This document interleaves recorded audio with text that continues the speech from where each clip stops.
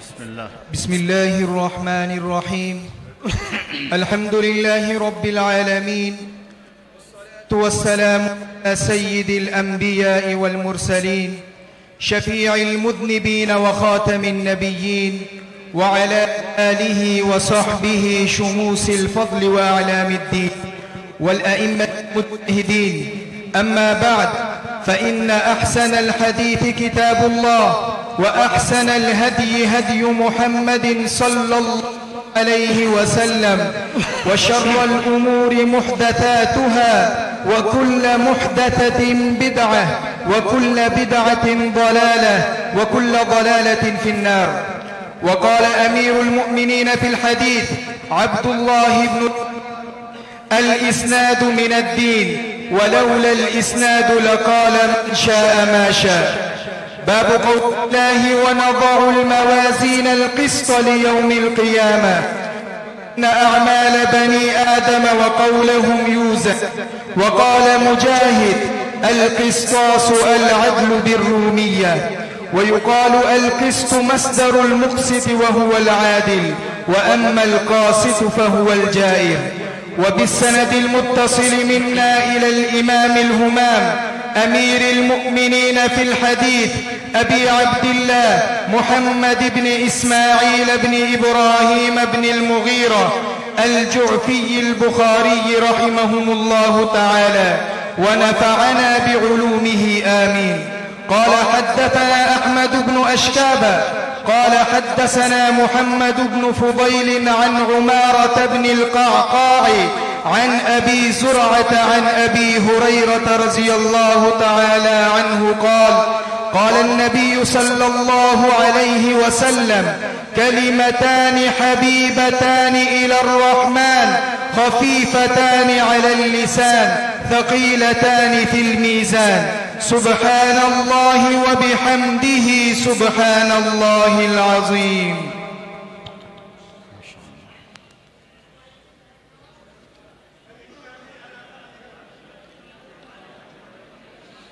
الحمد لله رب العالمين، والصلاة والسلام على أشرف الأنبياء والمرسلين، وعلى آله وصحبه ومن تبعهم بإحسان إلى يوم الدين.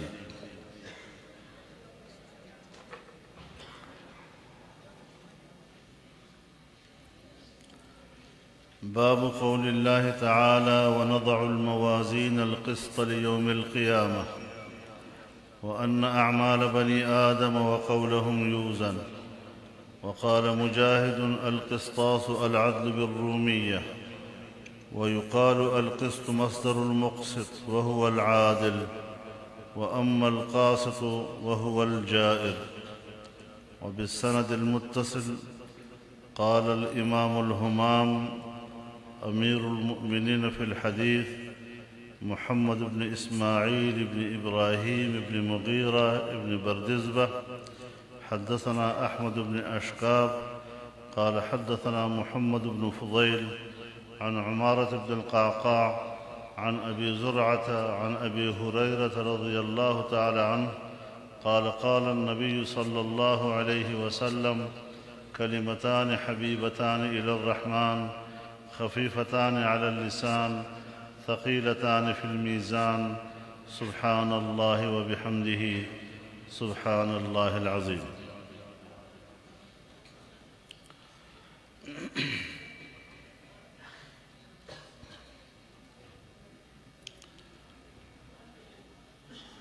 حدیث سے متعلق گفتگو کرنے سے پہلے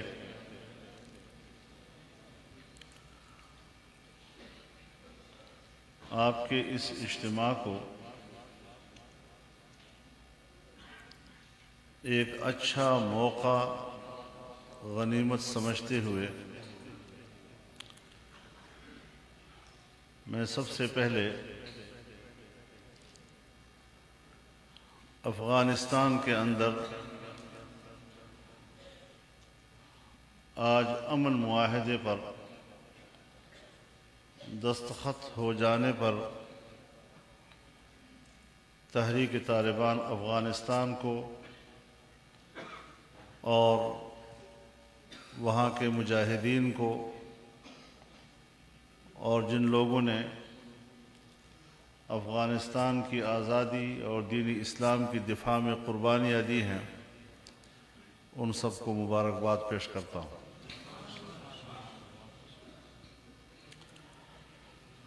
جس طریقے سے خود ان کی قیادت نے بھی زور دے کر یہ بات کی ہے کہ اس موقع پر افغانستان کے امن کو ہمارے درمیان اولیت ہونی چاہیے، اس کو کسی کی فتح اور شکست کا نام دے کر یا اس حوالے سے کسی کو عار دلانا یا طعنہ دینا، اس قسم کی باتیں نہ کی جائیں۔ میں سمجھتا ہوں ازروع شریعت بھی فریقین کے معاہدوں کے لیے اس قسم کے رد عمل کا شرعی تقاضا موجود ہے۔ ہماری دعا ہے کہ اللہ تعالیٰ افغانستان کو پرامن سرزمین بنائے اور آنے والی نسلوں کو اللہ تعالیٰ پرامن ماحول عطا فرمائے اور دین اسلام کی بنیاد پر آزادی کی زندگی ان کو نصیب فرمائے۔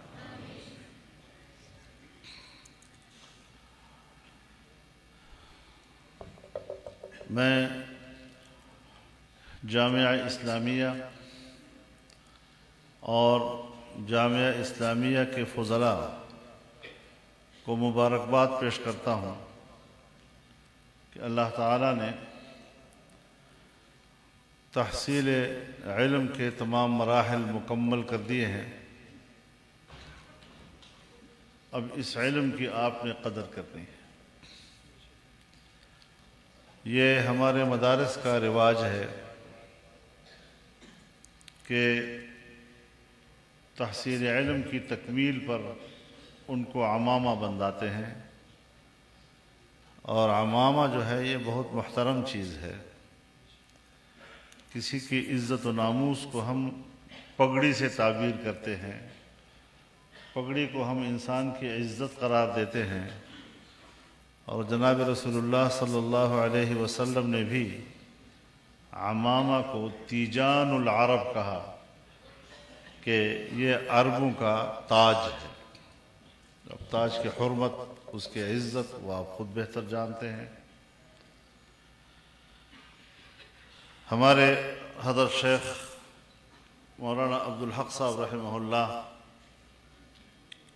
ہمیں نصیحت کرتے تھے کہ تم سمجھتے ہو کہ آج ہم عالم بن گئے ہیں، فرماتے تھے تم ابھی عالم نہیں بنے۔ 8 سال 9 سال یہاں پڑھنے کے بعد تمہارے اندر اب عالم بننے کا استعداد پیدا ہو گیا ہے۔ اس استعداد کے حاصل ہو جانے کے بعد اب اگر آپ چاہیں کہ عالم بن جائیں تو آپ اب بن سکیں گے۔ تو یہ بہت کام کی بات ہے جو ہمارے اکابر ہمیں سمجھاتے تھے۔ اللہ تعالیٰ آپ حضرات کو بھی حقیقی معنوں میں عالم بننے کی توفیق عطا فرمائے، اور ہم سب کو اللہ تعالیٰ یہ توفیق عطا فرمائے۔ ہم سب طالب علم ہیں۔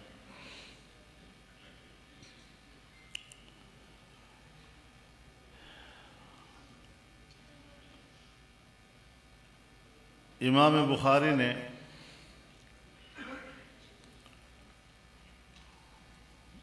اپنی تصنیف الجامع الصحیح المختصر المسند الى رسول اللہ صلی اللہ علیہ وسلم، اس کا آخری کتاب کتاب التوحید ہے۔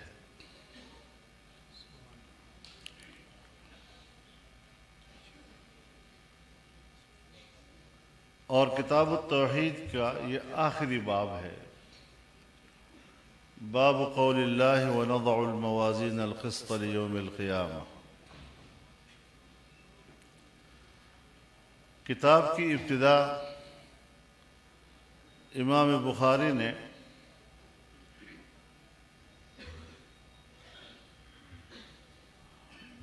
بدء الوحی سے کیا ہے۔ باب کیف کان بدء الوحی الی رسول اللہ صلی اللہ علیہ وسلم۔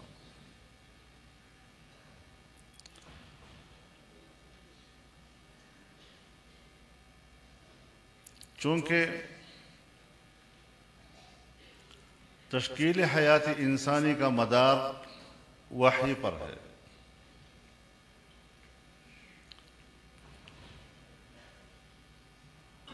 وحی کے ذریعے ہم زندگی کا مقصد معلوم کرتے ہیں، وحی کے ذریعے ہم حلال اور حرام کی تمیز کرتے ہیں، وحی کے ذریعے ہم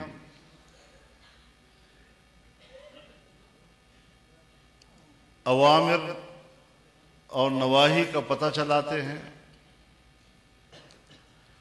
مأمورات اور منہیات کا علم حاصل کرتے ہیں۔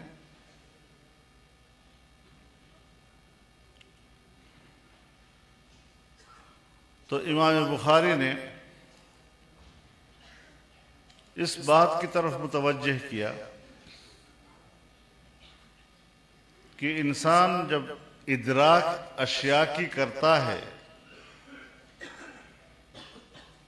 تو جب وہ پیدا ہوتا ہے تو پھر وہ شعور فطری سے ادراک کرتا ہے۔ بچے کو یہ شعور ہوتا ہے کہ اب مجھے بھوک لگی ہوئی ہے، اب مجھے پیاس لگی ہوئی ہے، اس کو خوف بھی ہوتا ہے، اس کو خوشی کا بھی احساس ہوتا ہے، اور اس کا اظہار وہ اپنے مخصوص اداؤں سے کرتا ہے، اور اس سے وہ اپنے ماں یا باپ کو مطلع کرتا ہے، اور پھر وہ اس کی طرف متوجہ ہوتے ہیں۔ لیکن اس شعور فطری سے ادراک کرنا، اس میں انسان حیوانات کے مقابلے میں ممتاز نہیں ہے۔ حیوانات بھی پیدا ہونے کے بعد شعوری طور پر اس طرح کے ادراکات کرتے رہتے ہیں۔ جب انسان بڑا ہو جاتا ہے تو پھر وہ حواس خمسہ سے ادراک کرتا ہے۔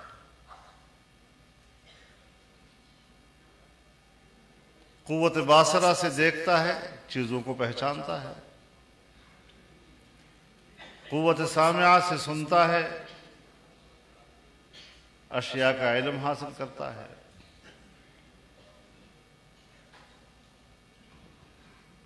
قوت شامہ سے سونگھتا ہے، معلوم کرتا ہے خوشبو ہے، بدبو ہے۔ قوت ذائقہ سے چکھتا ہے، پتہ چلتا ہے میٹھا ہے، کڑوا ہے، نمکین ہے۔ قوت لامسہ سے معلوم کرتا ہے یہ چیز ٹھوس ہے، یہ نرم ہے، یہ سرد ہے، یہ گرم ہے۔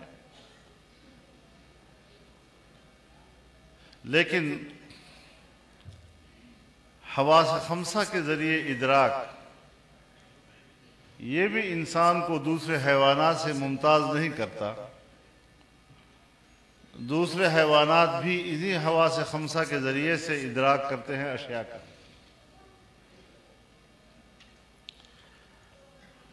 جب انسان حد بلوغ کو پہنچتا ہے تو پھر اللہ تعالیٰ اس کو ایک اور قوت دیتا ہے، عقل کی۔ عقل بہت بڑی قوت ہے اور رب کی طرف سے بہت بڑی نعمت ہے۔ کیسے شکر ادا کیا جائے اس کا، شاید قوت بشری سے باہر ہو۔ قوت عقل کے ذریعے سے وہ کائنات کی تسخیر کرتا ہے۔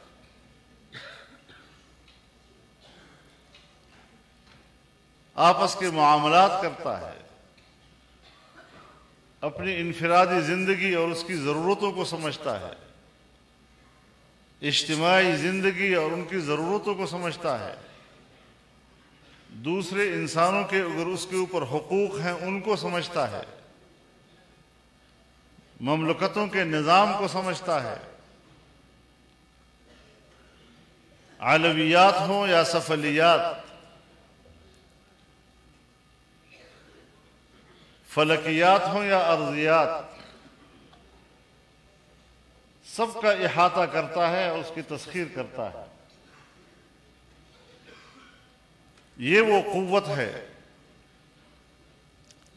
کہ جو انسان کو تمام حیوانات کے مقابلے میں ممتاز بنا دیتا ہے۔ اور چونکہ عقل سمجھنے کی علویات ہوں یا سفلیات، تو جب انسان چیزوں کو سمجھتا ہے تو پھر اللہ تعالیٰ نے انسان کے اندر یہ داعیہ بھی پیدا کر دیا ہے کہ دوسرے کو بھی سمجھائے۔ تو پھر اللہ تعالیٰ نے انسان کو ایک دوسری خصوصیت سے نوازا کہ اس کی زبان میں قوت گویائی پیدا کر دی۔ ایک قوت سے انسان سمجھتا ہے اور دوسری قوت سے انسان سمجھاتا ہے۔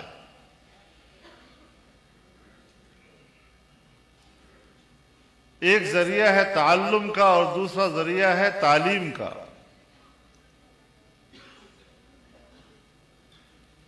ایک ذریعہ ہے سمجھنے کا ہے اور دوسرا ہے سمجھانے کا۔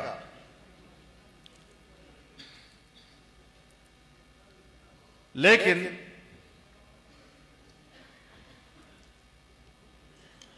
عقل باوجود اس کے کہ بہت بڑا رہنما ہے، لیکن ہر چند کہ وہ بہت بڑا رہنما ہے، تاہم رہنمائی کے لیے کافی نہیں ہے۔ اس میں خطا و انحراف کا امکان ہوتا ہے۔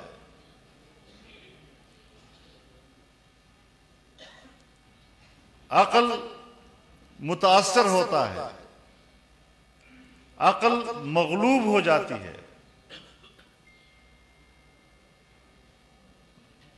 محبت سے مغلوب ہو جاتی ہے، خوشی سے مغلوب ہو جاتی ہے، غضب سے مغلوب ہو جاتی ہے، شہوت سے مغلوب ہو جاتی ہے، اور پھر انسان وہ کچھ کرتا ہے کہ اگلے دن اس پر نادم ہوتا ہے۔ تو رہنما ہے، بہت بڑا رہنما ہے، کائنات کی تسخیر کا ذریعہ ہے، لیکن اس کے باوجود انسان کے اندر جو بہیمیت و حیوانیت ہے،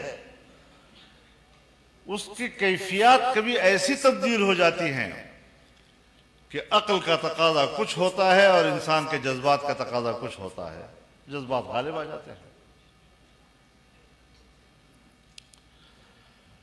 تو پھر اللہ تعالیٰ نے ایک کامل اور مکمل رہنمائی کے لیے براہ راست انسان کے پاس وحی بھیجی کہ جس میں خطا و انحراف کا کوئی امکان نہیں،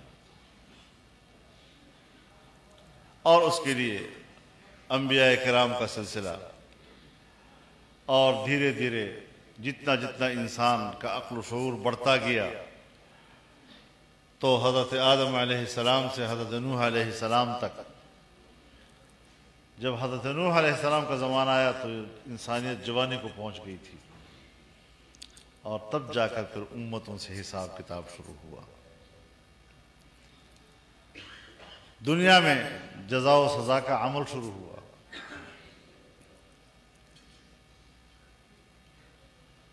تو اس اعتبار سے وحی، چونکہ انسان کے پاس عقل موجود ہے تو پھر اعلام بالشرائع اس کی ضرورت بن گئی ہے۔ اس کو پتہ تو ہو کہ مجھے اللہ نے کس لیے پیدا کیا، مجھے زندگی گزارنے کے لیے اللہ تعالیٰ کا منشا کیا ہے، تو اللہ نے براہ راست اس کو علم سے آگاہ کیا۔ چنانچہ قرآن کریم کے ذریعے وحی متلو اور احادیث مبارکہ کے ذریعے سے وحی غیر متلو، اور امام بخاری نے بھی جو یہ کتاب لکھی ہے تو یہ بھی تو تفسیر قرآن ہے، فقہ کی بھی کتاب ہے، یہ تو ہر قسم کے مسائل اس میں موجود ہیں۔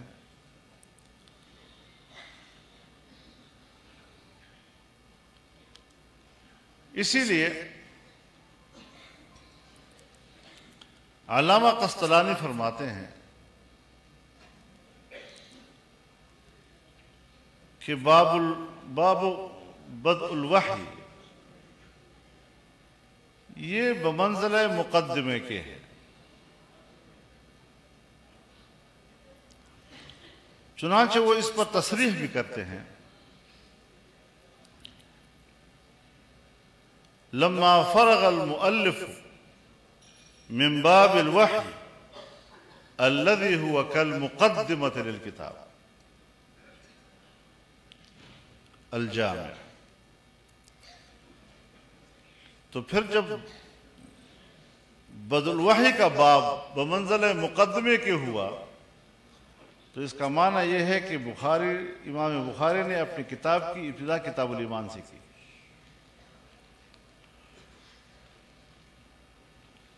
تو ابتدا بھی کتاب الایمان اور انتہا بھی کتاب التوحید، یعنی مدار نجات توحید کا عقیدہ ہے۔ عقیدہ توحید کے بغیر نجات ممکن نہیں ہے، لیکن ساتھ ساتھ وہ ہمارے استاد بھی تو ہیں،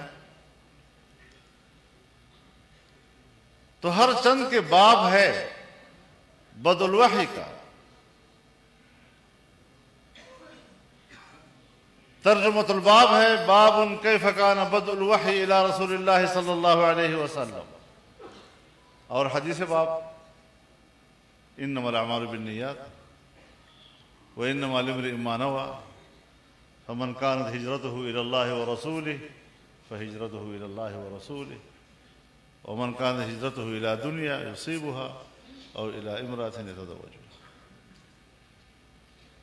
تنبیہ کر رہے ہیں آپ کے لیے، میرے لیے، طالب علم کے لیے، کہ جب آپ علم کا آغاز کریں گے اور گھر سے نکلیں گے تو دار و مدار قبولیت کا نیت کے اوپر ہے، تو سب سے پہلے نیت کو خالص کرو کہ ہم نے اکتساب معاش کے لیے علم حاصل نہیں کرنا۔ علم علم ہے، علم نور ہے، علم کے بغیر میں نرا حیوان ہوں۔ جانور بھی صبح جاتا ہے زمینوں پہ ہل چلانے کے لیے اور ساتھ ساتھ انسان بھی جا رہا ہوتا ہے، اور رات کو وہ بھی گھر آتا ہے اور پھر انسان بھی ساتھ گھر آ جاتا ہے، تو حیوان اور انسان کے کام میں کیا فرق ہے؟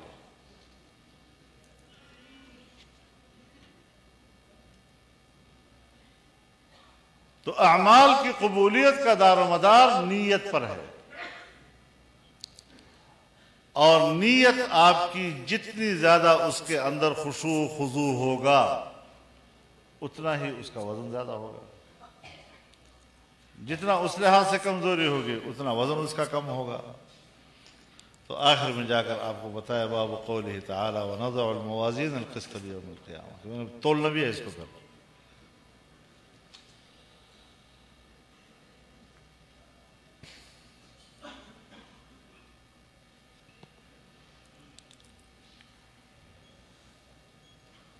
اللہ رب العزت فرماتے ہیں وَمَا خَلَقْتُ الْجِنَّ وَالْإِنسَ إِلَّا لِيَعْبُدُونَ، میں نے انس جن کو صرف اپنی عبادت کے لیے پیدا کیا ہے۔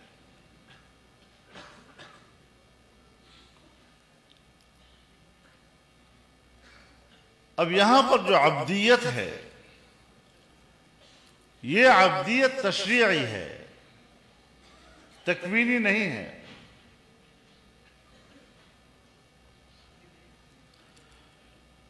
عبدیت تشریعی کسے کہتے ہیں؟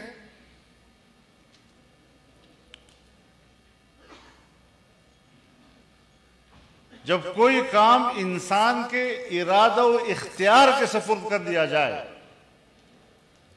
وہ امر تشریعی ہوتا ہے۔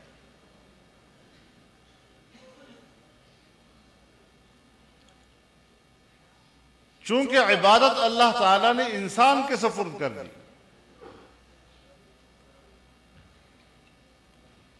میری بندگی کرتے ہو یا نہیں کرتے، تو پھر یہ امر تشریعی بنا۔ ومن شاء فلیؤمن ومن شاء فلیکفر انا ہدیناہ السبیل اما شاکرا واما کفورا۔ اور اگر تکوینی ہوتا تو اللہ تعالیٰ فرماتے ہیں وَلَوْ شِئْنَا لَآتَيْنَا كُلَّ نَفْسٍ هُدَاهَا، ہم تو ہر انسان کو بھی ہدایت دے سکتے تھے۔ لَوْ شَاءَ رَبُّكَ لَجَعَلَ النَّاسَ أُمَّةً وَاحِدَةً وَلَا يَزَالُونَ مُخْتَلِفِينَ إِلَّا مَا رَحِمَ رَبُّكَ۔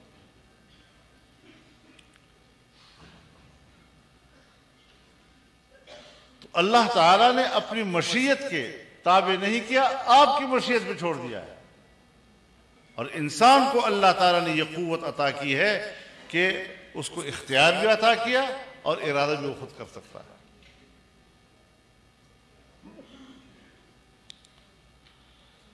تو اس اعتبار سے عبدیت تشریعی ہے، انسان کے ارادہ و اختیار کے سپرد کر دیا گیا معاملہ۔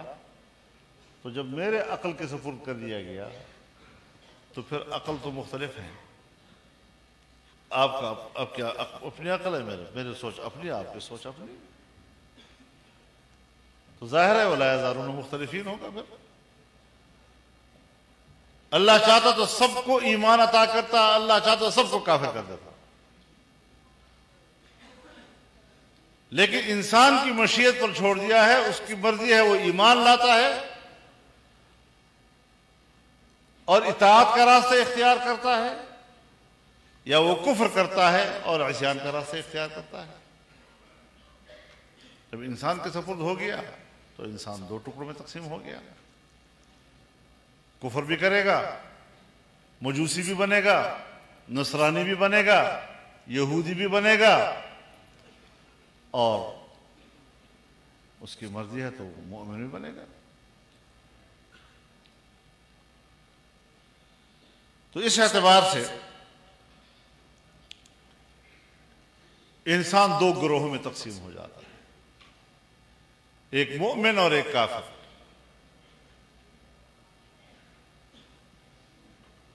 ایک اطاعت کرنے والا، دوسرا نافرمانی کرنے والا۔ اب ظاہر ہے کہ اللہ تعالی نے روئے زمین پر اپنی نیابت کا حق اسے دینا ہے جو اللہ کا اطاعت گزار ہوگا اور اس پر ایمان لائے گا۔ اپنے نافرمان کو تو معتمن سا بھی نئے معتمن نہیں بناتا، اپنی گدی پر مٹانے کے لیے تیار نہیں ہوتا۔ تو اللہ رب العالمین کس طرح روئے زمین کی خلافت اس کو عطا کرے۔ اب یہاں پر دو چیزوں کو الگ الگ کرنا ہے۔ ہمارے نوجوان آپس میں اس بحث میں لگ جاتے ہیں کہ تخلیق انسان کا مقصد عبدیت ہے یا خلافت ہے۔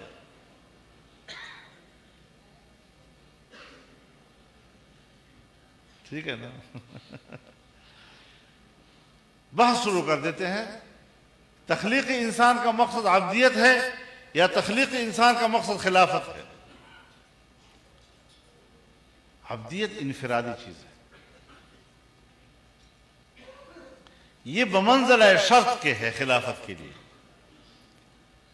اگر اپنے ذات میں آپ کے ایمان ہے اور اپنے ذات میں آپ کے اندر اعمال صالحہ ہیں کہ ایمان بمنزلہ روح کے ہے اور اعمال بمنزلہ بدن کے ہیں، جسم کے ہیں، تو پھر اگر آپ کے اندر، آپ کی روح کے اندر ایمان موجود ہے اور اعمال کے اندر اطاعت موجود ہے، تو پھر اس کا معنی یہ ہے کہ آپ کے اندر وہ کرائٹیریا پیدا ہو جاتا ہے کہ اب آپ اس کے بعد خلیفہ بننے کے مستحق بن جاتے ہیں۔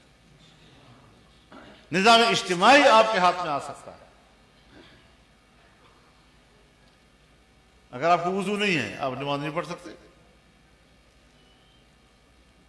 اگر آپ میں کسی کا ایمان نہیں ہے، کسی کو اعمال صالحہ نصیب نہیں ہے، فاسق اور فاجر ہے، گندگی اور غلاظت جو ہے ساری زندگی اس کا مطمع نظر ہے، کوئی ندامت اس کے اوپر نہیں ہے، تو پھر ظاہر ہے جی کہ اس کو اللہ تعالیٰ یہ مقام دینے کو تیار نہیں ہے کہ میرا نیابت بھی کرو۔ تو اس اعتبار سے ہمیں اس بات کو بھی سمجھنا چاہیے کہ عبدیت تشریعی ہے اور یہ زینہ ہے خلافت کے لیے، اور خلافت کے لیے سیاسی نظام کا ہونا ضروری ہے۔ لیکن کب ہمارے علماء اور مولوی حضرات اس بات کو تسلیم کریں گے کہ سیاست شریعت ہے؟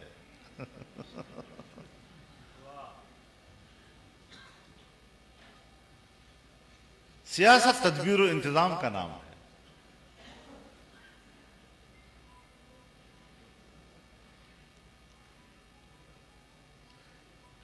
امام ولی اللہ رحمہ اللہ جو سیاست کی معنی کرتے ہیں، النظام الصالح لأداء حقوق المخلوق والخالق، تو اس کے لیے تو منظم نظام ہونا چاہیے۔ بغیر نظام کے آپ کس طرح کہہ سکیں گے کہ بھئی تم یہ کام کرو یہ مت کرو؟ تو اس اعتبار سے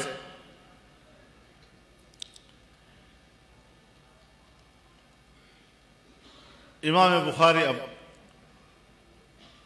اب اپنی کتاب کا اختتام فرماتے ہیں، اور اب ہمیں اس طرف متوجہ کرتے ہیں کہ یہ جتنے 2 جلدوں میں کتاب ہے، یہ تو دنیوی زندگی میں لائحہ عمل ہے، اس کے مطابق زندگی گزارو گے۔ اور پھر یہ بھی کہ ایسا نہیں ہے کہ بس آپ نے کام کر دیا اور ختم ہو گیا، اس کا قیامت کے روز اللہ کے سامنے آپ کو جواب بھی دینا پڑے گا۔ تو اسی لیے فرمایا وَنَضَعُ الْمَوَازِينَ الْقِسْطَ لِيَوْمِ الْقِيَامَةِ وَأَنَّ أَعْمَالَ بَنِي آدَمَ وَقَوْلَهُمْ يُوزَنُ، ہم رکھیں گے ترازو عدل کے،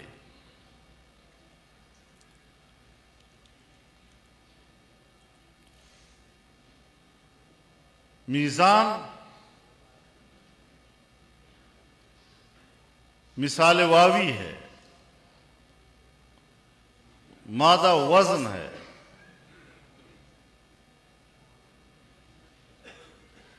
والوزن حق، والوزن یومئذ الحق، اور میزان عبارت عما يعرف به مقادیر الاشیاء، مقادیر الاعمال، والعقل قاصر عن ادراک کیفیته۔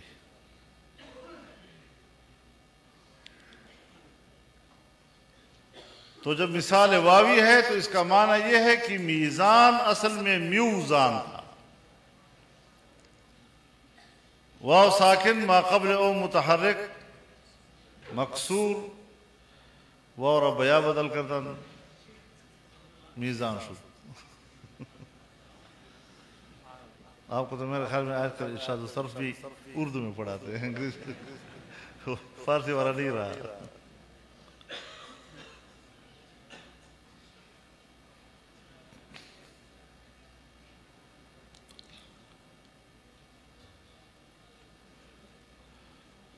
تو میزان اس کی جمع ہے موازین، جیسے میعاد اس کی جمع ہے مواعید، اور یا پھر موازین جمع ہے موزون کی، جیسے مشاہیر جمع ہے مشہور کی۔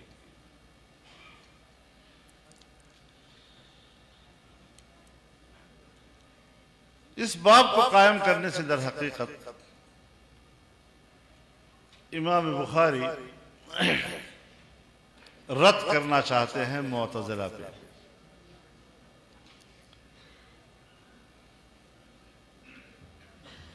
معتزلہ کہتے ہیں کہ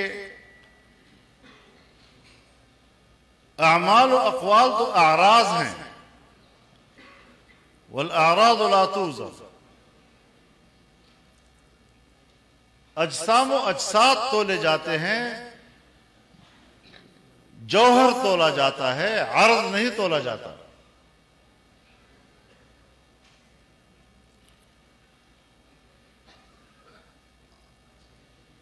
اب علماء نے جوابات تو دیے ہیں اس کے، ایسی واحیات قسم کی بات ہے، نہ عقل کا تقاضا ہے، بس ایک بات ہے کہہ دی۔ لیکن یہی اعمال اللہ اس پر قادر ہے کہ تولتے وقت اس کو جسم پہنا دے، مجسم کر دے، مجسد کر دے اس کو، اور پھر موازین جو ہے وہ جمع موزون کی بن جائے۔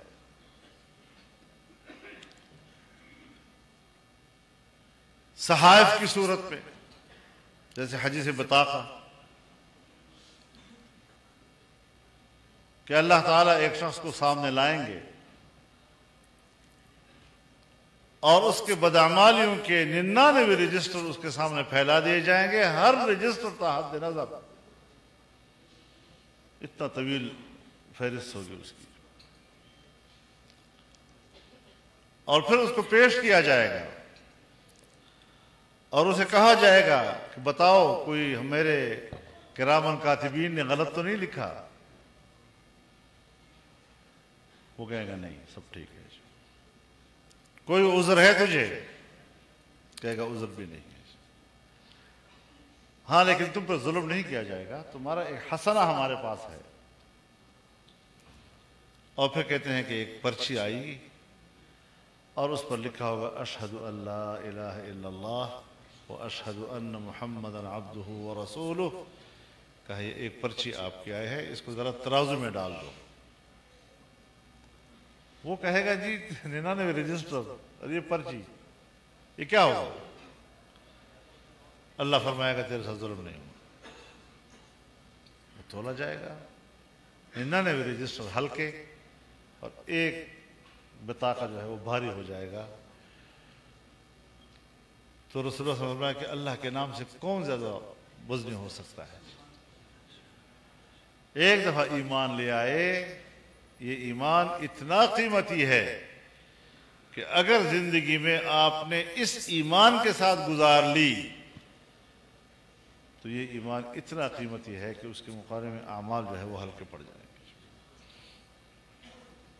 تو صحائف تولے جائیں گے تو وہ بھی جسد ہے، مجسم چیز ہے، یا اعضاء تولے جائیں گے، جیسے عبداللہ بن مسعود کئی درخت پہ چڑھے ہوئے ہیں، پتلی پتلی پنڈلیاں ہیں، صحابہ کرام ہنس پڑے اس کے اوپر۔ تو رسول نے فرمایا کہ آپ کو پتہ ہے ان پنڈلیوں کا جو وہاں پر میزان میں وزن ہوگا تمہیں پتہ نہیں ہے، مطلب کہ جوارح بھی تولے جائیں گے۔ لیکن آج کی سائنس نے تو اس کو ایک حماقت قرار دیا ہے، اس نظریے کو، معتزلہ کے نظریے کو۔ گرمی اور سردی یہ اعراض ہے یا نہیں؟ تولے جاتا ہے یا نہیں تولے جاتا؟ آج اتنے سینٹی گریڈ گرمی ہے، اتنی سردی ہے، منفی ہو گیا، یہ ہو گیا، گاڑی چلتی ہے، رفتار عارض ہے، میٹر بتاتا ہے یہ 100 میٹر پہ جا رہا ہے، 80 پہ جا رہا ہے، 110 پہ جا رہا ہے۔ بخار آ گیا تو ترمامیٹر لگا دیا تو پتہ چل گیا کہ بخار کتنا ہے۔ تو اس لیے اب تو یہ ساری باتیں بالکل بیہودہ قسم کی لگ رہی ہیں، اور اس کی کوئی علمی حیثیت تو بہرحال اب نہیں ہے اس کی۔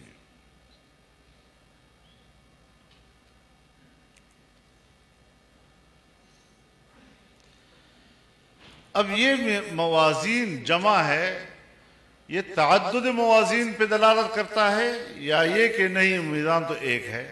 کیونکہ بعض حضرات کی رائے یہ ہے کہ میزان ایک ہوگا، بعض کی رائے یہ ہے کہ میزان تعدد باعتبار اشخاص کی بھی ہوگا، تعدد باعتبار اعمال کی بھی ہوگا۔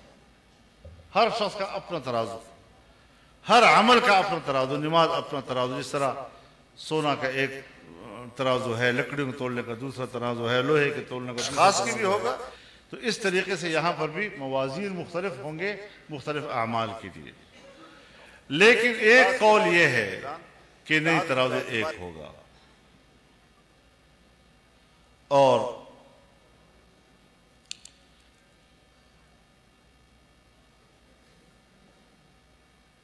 یہ اتنا بڑا ترازو ہوگا کہ زمین و آسمان سارے مل کے اس میں سما جائیں گے۔ لیکن جمع کا صیغہ اس کی تفخیم کی وجہ سے لایا گیا ہے، تعظیم و تفخیم کے لیے۔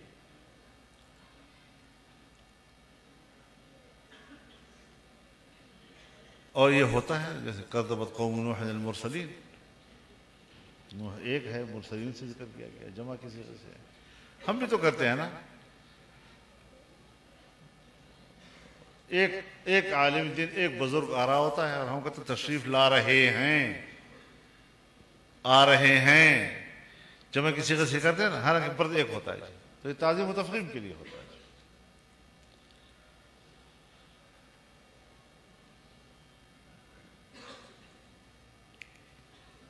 تو وَنَضَعُ الْمَوَازِينَ الْقِسْطَ لِيَوْمِ الْقِيَامَةِ، ہم رکھیں گے ترازو، تو پھر ترازو رکھیں گے، فَأَمَّا مَنْ ثَقُلَتْ مَوَازِينُهُ فَهُوَ فِي عِيشَةٍ رَاضِيَةٍ وَأَمَّا مَنْ خَفَّتْ مَوَازِينُهُ فَأُمُّهُ هَاوِيَةٌ۔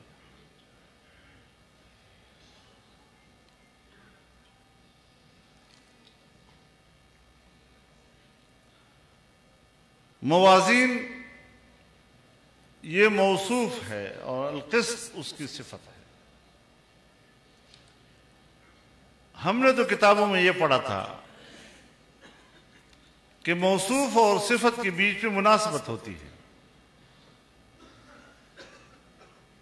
اگر موصوف مفرد ہے تو صفت بھی مفرد، اگر موصوف تثنیہ ہے تو صفت بھی تثنیہ، اور موصوف اگر جمع ہے تو اس کی صفت بھی جمع ہونی چاہیے۔ یہاں پر موصوف جمع ہے اور صفت مفرد ہے، مناسبت نہیں ہے صفت اور موصوف کے درمیان۔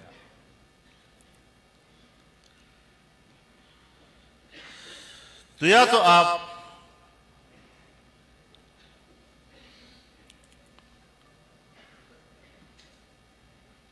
اس میں مضاف کو محذوف مان لیں، وَنَضَعُ الْمَوَازِينَ ذَوَاتِ الْقِسْطِ،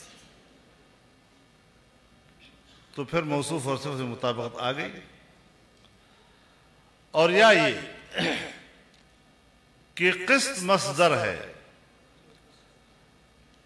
اور مصدر میں مفرد تثنیہ اور جمع برابر ہوتے ہیں، اعلیٰ سویہ ہے، یعنی میزان قسط، میزانان قسط، موازین قسط۔ تو ہم رکھیں گے ترازو عدل کے، لیوم القیامہ،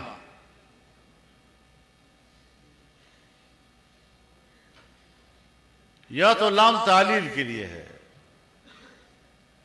یعنی لحساب یوم القیامہ، یا بمانی فی کے ہے، وَنَضَعُ الْمَوَازِينَ الْقِسْطَ فِي يَوْمِ الْقِيَامَةِ، یا پھر لام زائد ہے، وَنَضَعُ الْمَوَازِينَ الْقِسْطَ يَوْمَ الْقِيَامَةِ، وَأَنَّ أَعْمَالَ بَنِي آدَمَ وَقَوْلَهُمْ يُوزَنَ، اور انسان کے اعمال اور اس کے اقوال تولے جائیں گے۔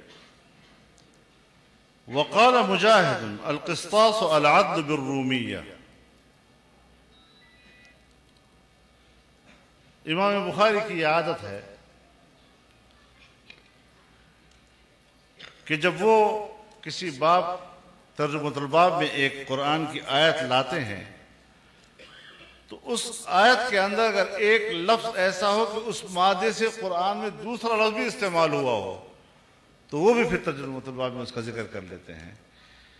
تو قاف سین طے کے مادے سے القسطاس کے نام سے ایک لفظ موجود ہے، ایک لفظ قرآن کریم میں، تو اس کا بھی ذکر کر دیا کہ مجاہد کہتے ہیں کہ القسطاس العدل بالرومیہ، قسطاس بمعنی عدل کے ہے رومی زبان۔ اب رومی زبان کا لفظ ہے اور قرآن ہے عربی میں، انا انزلناہ قرآنا عربیہ۔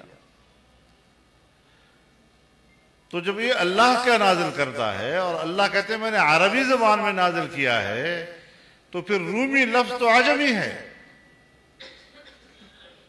تو اللہ تعالیٰ قادر ہے اس بات پر کہ ایک عجمی لفظ کو بجائے عربی کا لفظ لے آتے ہیں۔ ایک جواب تو اس کا یہ ہے کہ لفظ کبھی معرب ہو جاتا ہے، کثرت استعمال سے اس زبان کا حصہ بن جاتا ہے۔ دوسرا ہے ترادف لغات کا، کہ ایک لفظ ایک زبان میں اور وہی لفظ دوسری زبان میں بھی اسی طرح ہوتا ہے۔ جیسے صابن کا لفظ ہے، عربی میں آئیں گے صابون بولیں گے، پنجابی کہے گا تو صابن بولے گا، پشتون کہے گا تو صابن بولے گا، فارسی والا بولے گا تو صابن بولے گا، اور ہر ایک کہتا ہے میری زبان کا لفظ ہے۔ تو اس سے ایک لفظ اگر مختلف زبانوں میں استعمال ہوا ہے تو ہم دعویٰ کریں گے کہ قسطاس رومی کا لفظ بھلا صحیح یہ عربی کا بھی لفظ ہے۔ اور اچھا جواب یہ ہے کہ قرآن کو ہم نے عربی میں نازل کیا ہے، سے مقصود الفاظ عربی نہیں، اسلوب عربی۔ اور اسلوب عربی اگر متغیر نہیں ہوتا ایک کلمہ عجمیہ سے تو پھر قرآن کو فصاحت و بلاغت کے اعجاز سے نہیں اتارتا۔ قرآن فصاحت میں بھی اور بلاغت میں بھی مقام اعجاز پر فائز ہے۔ تو جب اس کا اسلوب اپنی جگہ پر قائم ہے تو مقصود اسلوب ہے اور اس میں کوئی تغیر نہیں آتا۔ اس حوالے سے مختصر سرمانی میں پڑھا ہوگا آپ لوگوں نے۔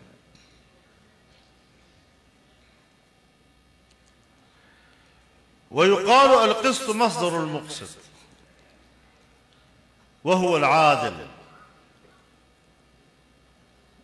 یہ بھی کہا جاتا ہے کہ قسط مصدر ہے مقسط کا۔ اب مقسط باب افعال ہے، اس کا مصدر آتا ہے اقساط، اور یہاں امام سے فرماتے ہیں کہ یقال القسط مصدر المقسط، تو قسط صلاح سے مجرد ہے اور مقسط صلاح سے مزید فی ہے۔ تو آپ یہی کہیں گے کہ یہ مصدر المصدر، پہلے قسط تھا پھر اقساط ہوا پھر اس سے مقسط بنا۔ اور جب اقساط ہوگا اور مقسط ہوگا، واللہ یحب المقسطین بمعنی عدل کے استعمال ہوگا، لیکن جب ثلاثی مجرد سے ہوگا اور قسط سے صیغہ بنے گا تو پھر وہ جور کے معنی میں استعمال ہوگا، وَأَمَّا الْقَاسِطُونَ فَكَانُوا لِجَهَنَّمَ حَطَبًا۔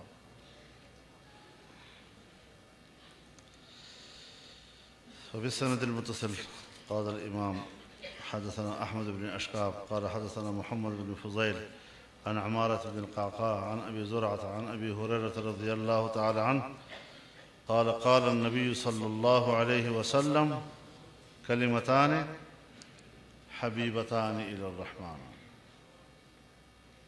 کلمتان اے کلامان، اور کلامان سے بھی مقصود ان کا قائل ہے، دو کلمے ہیں یعنی دو کلام ہیں، جس طرح ہم کلمہ کہتے ہیں لیکن مقصود لا الہ الا اللہ محمد رسول اللہ، کلمہ ہی ہے۔ کلمۃ طیبۃ کشجرۃ طیبۃ اصلھا ثابت وفرعھا فی السماء، اور اس طرح کلمہ خبیثہ. تو لفظ کلمہ استعمال ہوتا ہے بمعنی کلام کے استعمال ہوتا ہے. تو دو کلمے ایسے ہیں حبیبتان الی الرحمن جو رحمان کو بہت محبوب ہیں، اے محبوبتان الی الرحمن اے قائلہما. تو کلمتان موصوف، حبیبتان الی الرحمن صفت اول، خفیفتان علی اللسان زبان پر بہت ہلکے، یہ صفت ثانی ہو گیا. ثقیلتان فی المیزان، یہ مناسبت ہے حدیث باب کی ترجمۃ الباب کے ساتھ. اور یہ صفت ثالث ہے کلمتان. مطلب یہ ہے حبیبتان الی الرحمن. اب لفظ رحمان اللہ کی رحمت کی وسعت پہ دلالت کرتا ہے. تو یہاں مقصود یہ ہے کہ عمل قلیل اور اس کے بدلے میں ثواب بہت بڑا عظیم.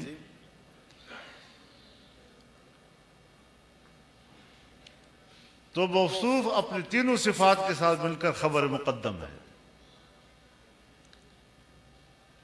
سبحان اللہ و بحمدہ سبحان اللہ العظیم.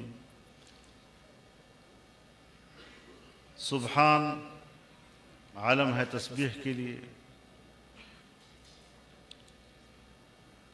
وبحمدہ واو یا حال کے لیے ہے، یعنی اسبح اللہ متلبسا بحمدہ، یا واو عطف کے لیے ہے اسبح اللہ واتلبس بحمدہ.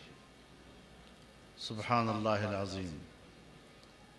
حدیث میں آتا ہے جناب رسول اللہ صلی اللہ علیہ وسلم فرماتے ہیں سبحان اللہ و بحمدہ اگر دن میں 100 دفعہ پڑھا جائے تو سمندر کے جھاگ جتنے گناہ بھی ہوں سب دھل جاتے ہیں اس سے. اور چونکہ رسول اللہ صلی اللہ علیہ وسلم نے یہ بھی ارشاد فرمایا ہے کہ مجلس سے اٹھنے سے پہلے اگر کہہ دو سبحان اللہ و بحمدہ سبحانک اللہم و بحمدک اشہد ان لا الہ الا انت استغفرک و اتوب الیک، تمام گناہ جو آپ کے غلط پلت جو بھی ہوا ہے وہ اللہ تعالیٰ معاف کر دیتا ہے. اب جب سے ہم اس سبق کی اور تعلیم کی مجلس میں آئے ہیں 8-9 سال کی اس مجلس سے آج ہم اٹھ رہے ہیں، تو آج آپ 3 مرتبہ یہ سبحان اللہ و بحمدہ پڑھ لیں، انشاءاللہ طالب علمی کے زمانے کے سارے گناہ اللہ معاف کر دے گا. سبحان اللہ و بحمدہ سبحان اللہ العظیم. سبحان اللہ و بحمدہ سبحان اللہ العظیم. سبحان اللہ و بحمدہ سبحان اللہ العظیم. اللہم صلی علی سیدنا و مولانا محمد و بارک وسلم علیہ. مبارک ہو حضرات.